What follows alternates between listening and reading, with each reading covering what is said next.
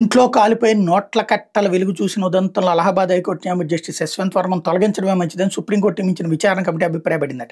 Delhi high court న్యాయమూర్తిగా ఆయన ఉన్నప్పుడు అధికారిక నివాసంలో అగ్ని ప్రమాదం జరిగి భారీగా నగదు కాలిపోయిన విషయం తెలిసింది. దీని మీద ముగ్గురు న్యాయమూర్తులతో సుప్రీంకోర్టు నియమించిన కమిటీ 10 రోజుల పాటు విచారణ జరిపి 55 మంది సాక్షులను ప్రశ్నించింది.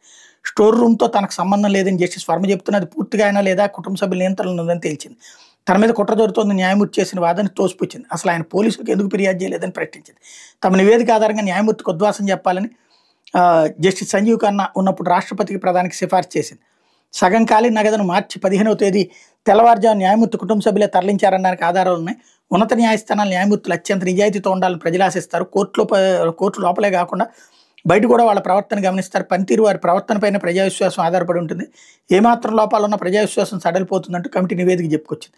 స్టోర్ రూమ్లోని అంత భారీ నోట్ల కట్టలు జస్టిస్ వర్మ ఎలా లెక్కలు చెప్తారు, ఖాళీ నోట్లను తొలగించింది ఎవరు అని ప్రశ్నించింది. స్టోర్ రూమ్ మీద సీసీటీవీ కెమెరాల నిఘా నిరంతరం ఉంటుందని, భద్రతా సిబ్బంది నియంత్రణలో ఉంటాయని జస్టిస్ వర్మ చేసిన వాదన కమిటీ తోసిపుచ్చింది. ఇక్కడ పాయింట్ అలా ఏంటంటే కమిటీ ఇచ్చిన రిపోర్ట్ సరే, వీళ్ళేమో పార్లమెంట్కి ఇచ్చారు తొలగించమని. తొలగించే అధికారం లేనప్పుడు నియమించే అధికారం ఎక్కడిది అన్నటువంటి ఒక కీలకమైనటువంటి పాయింట్. రెండోది, సుప్రీంకోర్టు కొలీజియం ఇప్పుడు తేల్చుకోవాలి, తాము నియమించడంతో పాటుగా తొలగించే అధికారాలు కూడా పెట్టుకోవాలా లేదా అన్నటువంటి. లేకపోతే కనుక రాజకీయం జోక్యం చేసుకుంటుంది. అప్పుడు మళ్ళీ న్యాయమూర్తుల వ్యవహారాలు తేడా వస్తాయి.